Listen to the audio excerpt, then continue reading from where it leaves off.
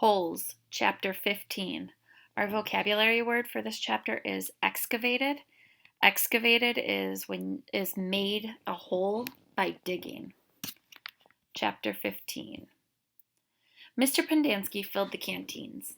The warden got a pitchfork out of the back of the pickup. A pitchfork is a tool used for poking through dirt or like the soil. She poked it through X-Ray's dirt pile to see if anything else might have been buried in there as well. After you drop off X-Ray, I want you to bring back 3 wheelbarrows, she said. X-Ray got in the pickup. As the truck pulled away, he leaned out the window and waved. Zero, said the warden, I want you to take over X-Ray's hole. She seemed to know that Zero was the fastest digger. Armpit and Squid, you will keep digging where you have been, she said, but you're each going to have a helper. Zigzag, you help Armpit. Magnet will help Squid. In Caveman, you'll work with Zero. We're going to dig the dirt twice. Zero will dig it out of the hole, and Caveman will carefully shovel it into the wheelbarrow. Zigzag will do the same for Armpit, and the same with Magnet and Squid. We don't want to miss anything. If either of you finds something, you'll both get the rest of the day off and a double shower. When the wheelbarrows are full, you are to dump them away from this area. We don't want any dirt piles to get in the way. The warden remained at the site for the remainder of the day, along with Mr. Pendanski and Mr. Sir, who showed up after a while. Occasionally, Mr. Sir would leave to take water to the other groups of campers, but otherwise he and the water truck stayed parked there. The warden saw to it that nobody in Group D was ever thirsty. Remember, Group D is Stanley's group. Stanley did as he was told. He carefully looked through all the dirt dug up by Zero. As he shoveled it into a wheelbarrow, though he knew he wouldn't find anything, it was easier than digging his own hole. When the wheelbarrow was full, he took it a great distance away before dumping it. The warden couldn't keep still.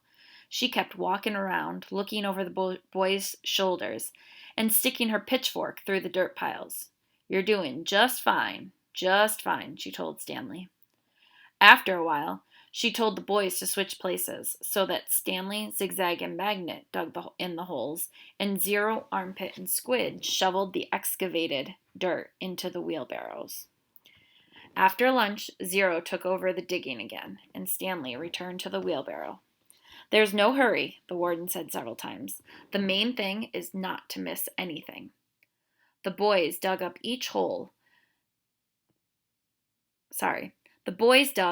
each hole was well over 6 feet deep and wide. Still, it was easier for 2 boys to dig a 6-foot hole than it was for 1 boy to dig a 5-foot hole. All right, that's enough for today, the warden said. I've waited this long. I can wait another day. Mr. Sir drove her back to the cabin. I wonder how she knows all our names, Stanley said as he walked back to the compound.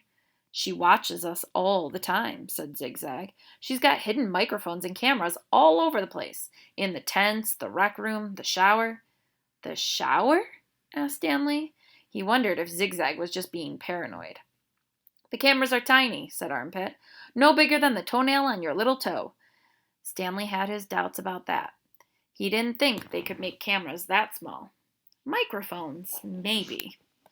He realized that was why X-Ray didn't want to talk to him about the gold tube at breakfast. X-Ray was afraid the warden might have been listening. One thing was certain. They weren't just digging to build character. They were definitely looking for something. And whatever they were looking for, they were looking in the wrong place. Stanley gazed out across the lake toward the spot where he had been digging yesterday when he found the gold tube. He dug the hole into his memory. Okay, now head over to your slides and work on the question for chapter 15.